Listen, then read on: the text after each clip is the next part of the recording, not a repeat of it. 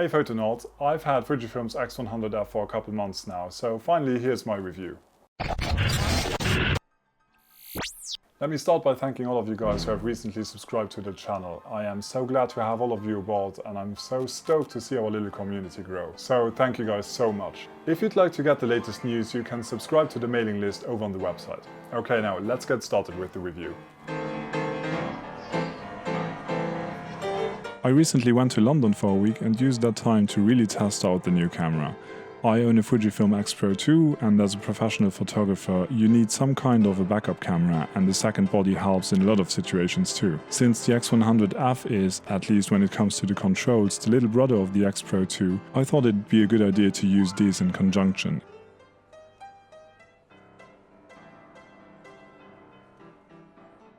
I use it mainly for event and street style shooting. After all, that's what you always hear, right? The X100 series is the perfect street photographer's companion.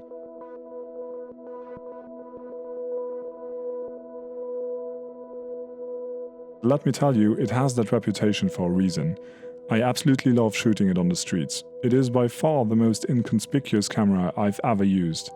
It's small, it doesn't look as intimidating as a Pro DSLR, and you don't hear it at all. That's thanks to its leaf shutter, which also enables it to use a flash at any shutter speed.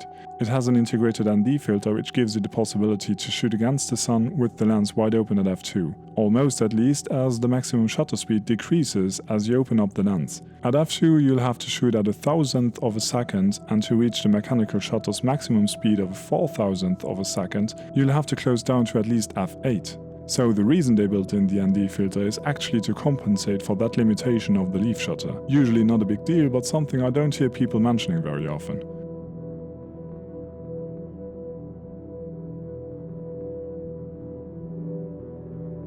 You can also use an electronic shutter up to 1/32,000th of a second, but I'd only recommend it if things aren't moving fast, as otherwise you get some ugly deformations due to the slow sensor readout. I put the ND on one of the customizable function buttons. What bugs me a little though is that I often forget if the ND is on or off, as all you see is a little logo in the corner of the screen. I'd often take some shots with auto ISO turned on and wonder why it'd go to 3200 or 6400, although there was a lot of light, only to realize that I'd forgotten to turn the ND back off again. You better get used to checking that twice.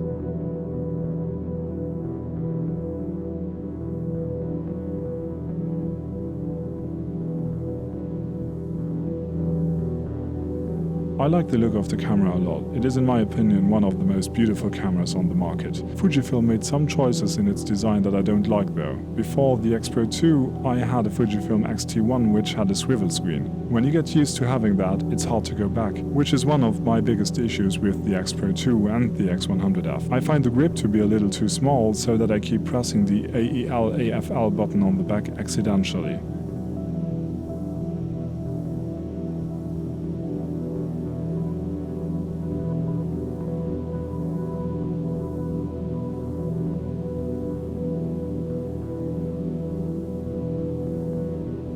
For a camera with that kind of a price tag, I find it disappointing that there's still no lens hood included. And what's worse is that you need to have one if you want to use a filter. I never had a camera with an integrated fixed lens before, but I really enjoy shooting with this 23mm, which is equivalent to 35 on a full-frame camera. I was glad I'd also taken my X Pro 2 with the 35 f2, as sometimes I wanted a little more compression in the shots. I'll soon get the two conversion lenses, which give you a wider angle and a tighter crop too, so I can leave my X Pro 2 at home when I'm traveling light.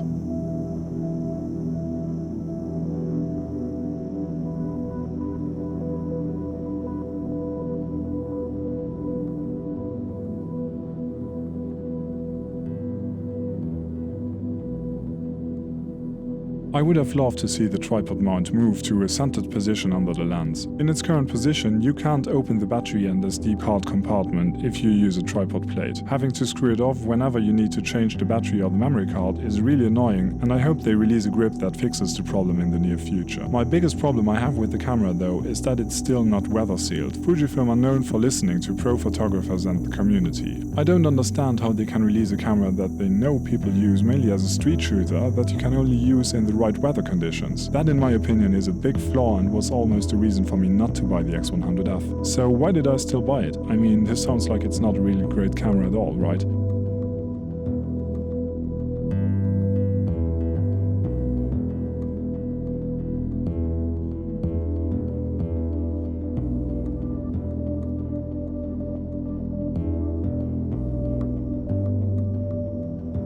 Well, I just simply love using it. I like how it feels, how intuitive it is, and how you don't think about the camera when you're shooting. I love the image quality the 23mm lens and the 24-megapixel sensor produce. The hybrid viewfinder is fun to use and very useful, as you can anticipate the shot with the optical viewfinder. It shows you framing and parallax correction and an optional small screen in the corner to check sharpness and exposure. The digital viewfinder shows you exactly what you get when you need it: exposure, sharpness, and composition.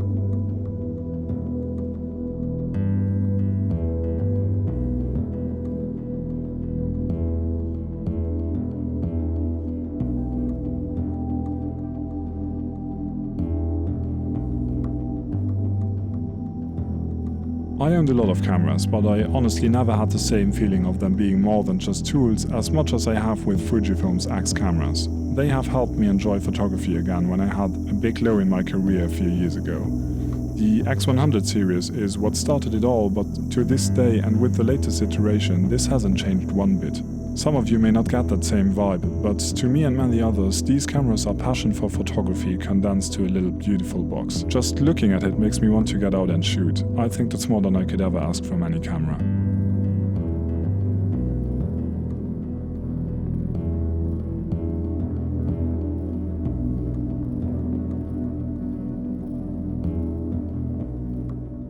Okay, there you go. Thanks for watching, guys. If you would like to get the book The Basics of Creative Photography, there's a discount code on the website. This is basically stealing 5. It should still be working for the next 2 purchases. So get over to the website and get a discount of 50%. If you like this video and would like to learn more about the basics of photography, please subscribe to this channel and see you in the next one. Bye.